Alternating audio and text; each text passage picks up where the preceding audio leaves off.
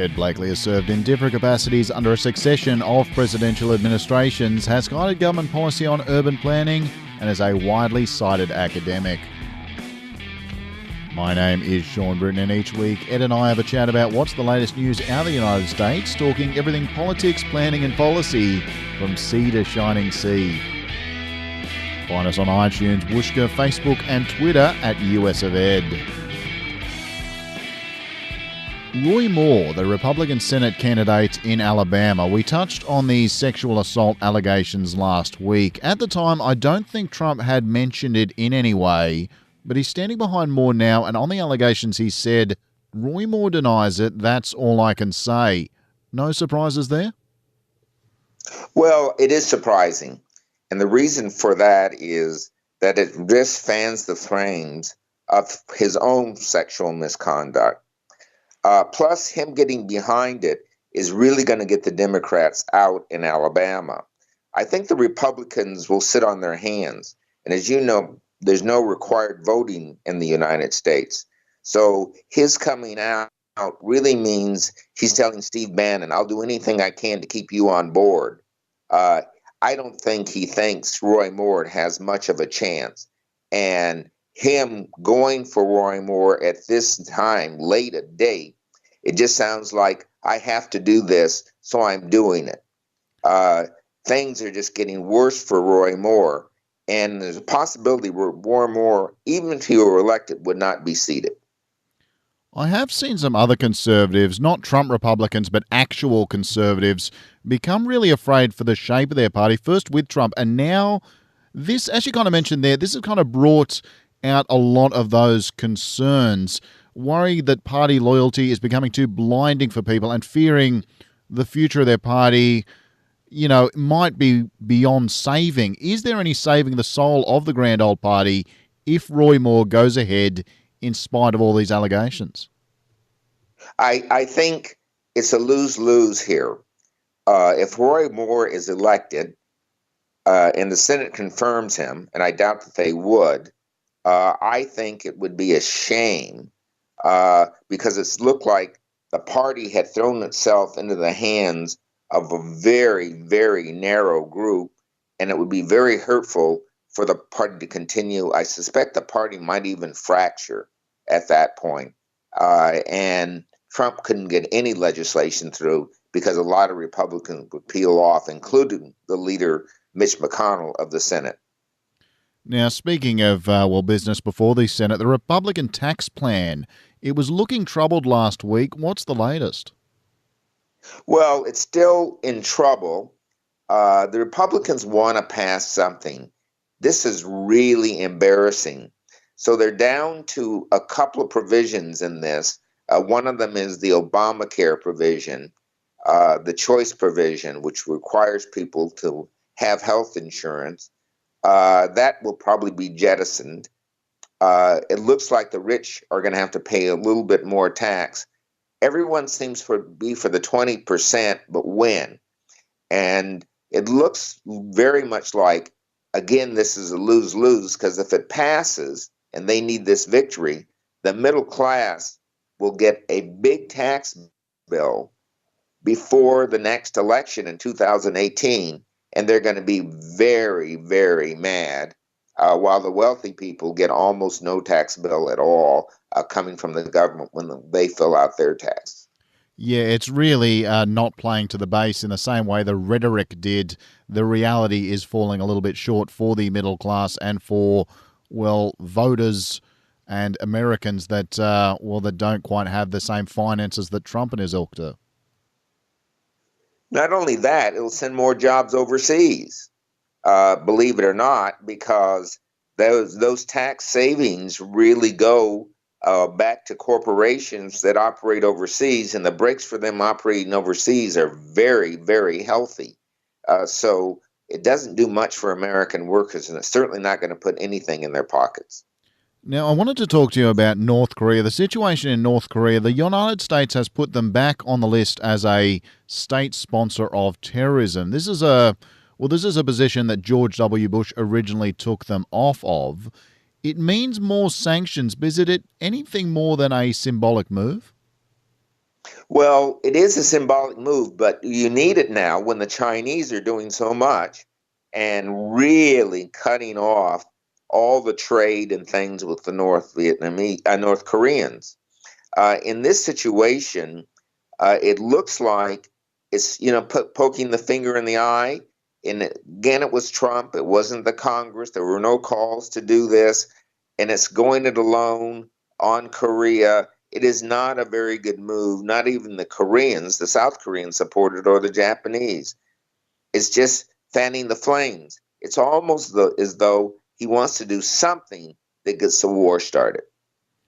And speaking of fingers in the eye and speaking of China, now there's been an interesting case. I almost hesitate to bring this one up because honestly, it just seems like, well, same old Trump. But there was this case of the three University of California basketball players. Now, they were found shoplifting in China. They were getting themselves in a little bit of trouble. And essentially, the United States, if you listen to Trump, Trump himself has stepped in to make sure that these guys were, well, not locked up for the shoplifting crimes and able to come back home. Now, LeVar Ball, the father of one of these basketball players, expressed his doubts that Trump had done very much at all to help the situation and basically was fairly critical of Trump. Now, this is something surely you would think a US president doesn't need to spend his time engaging with, but Trump, as usual, has hit back with all the force he can muster. I mean, what's your take on this one? It's silly. It is really silly. By keeping his mouth shut, he would have gotten a lot of friends and just spread the word quietly that he helped get these guys out of jail. I suspect he did very little. The U.S. Embassy was on top of this very quickly. The Chinese didn't need the embarrassment. The guys will probably be kicked off the team. And the Chinese certainly didn't want to keep any Americans in a Chinese jail. They humiliated the University of California, Los Angeles. They humiliated the United States. And Trump was not a victor, or nobody had a victory in those guys getting out of jail or even going to jail. So here again, Trump's ego gets in the way of him being president. He ought to let it alone, and he just can't do that. I mean, it just seems at this point almost pathological. I really can't wrap my head around just who this is really meant to play for. It really just seems like a fight that obviously didn't need starting, but in essence just makes him look small and petty and doesn't look like a winner like he so likes to claim to be. It doesn't make him look like a winner in any sort of department. He lost more points than he gained by getting this battle, and he got in a battle with another football player over the national anthem. Unnecessary. Let the American people play this out. He doesn't need to get involved in it. Why doesn't he get involved in his tax plan? And by the way, he just pissed off two more senators. So I don't think he has the votes to pass anything at this point. And if he doesn't get this new senator, it's over. That'll mean in the whole year that he's been there, he's passed zero legislation and has not undone Obamacare. This makes the Republicans look very, very foolish. So I know a lot of people a little bit earlier this year were talking obviously about the Mueller investigation. This is one we sort of try to touch on every single week. A lot of people were hoping this one might be wrapped up by Thanksgiving this year, that, Donald Trump himself might be served up much like the Thanksgiving turkey. It hasn't happened, and yet the most recent reports would sort of seem to indicate that Mueller is really working behind the scenes. It's been described as a Gambino-style roll-up, in fact, really looking to take down all the key players, the big players, in one hit. What's the latest in the investigation? I think you got it right. He's going after Trump in two ways. One, the Russian investigation is looking into Trump's finances, and they're finding a lot of shady business with the Russians, and the Russians having some control over the Trump campaign and entering into the Trump campaign. Whether that was a conspiracy or just stupidity, it is hard to know. The other direction it's taking is obstruction of justice. Trump's pride has gotten in the way here. He fires the FBI director. He tries to help his son. It looks like he's got his fingerprints over other things, like trying to get rid of the attorney general, that look like he's trying to steer the course of justice. Even the little thing he said, I have no control over the attorney general. When he said that, almost immediately they started doing some investigations of Hillary Clinton.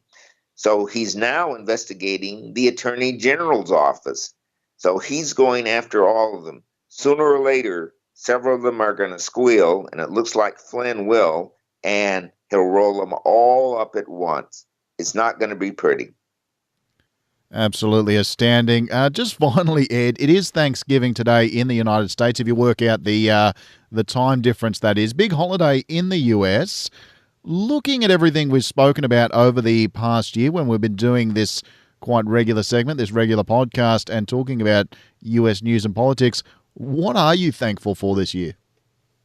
Well, I guess the thing I'm thankful for is what hasn't happened. We haven't gone to war. None of Trump's bills have gotten through. Obamacare is still in place, and by the way, doing very well. More people are signing up for it than ever. The divisions of Americans are growing smaller, believe it or not. People are seeing this gun madness and so forth to be what it is, and people are looking for sanity. So I think you're seeing a lot more people in the middle coming together from both sides of the parties, and a resurrection of American electoral sanity. And I'm thankful that since last Christmas, we've gotten rid of most of Breitbart people out of the White House. Moreover, it sounds like the people around the president are keeping him in check, calling him an idiot and a buffoon. Ed and I'll be back next week to talk the latest on American news and politics. Subscribe on iTunes and Whooshka to stay up to date, and show us some love on Facebook and Twitter at US of Ed.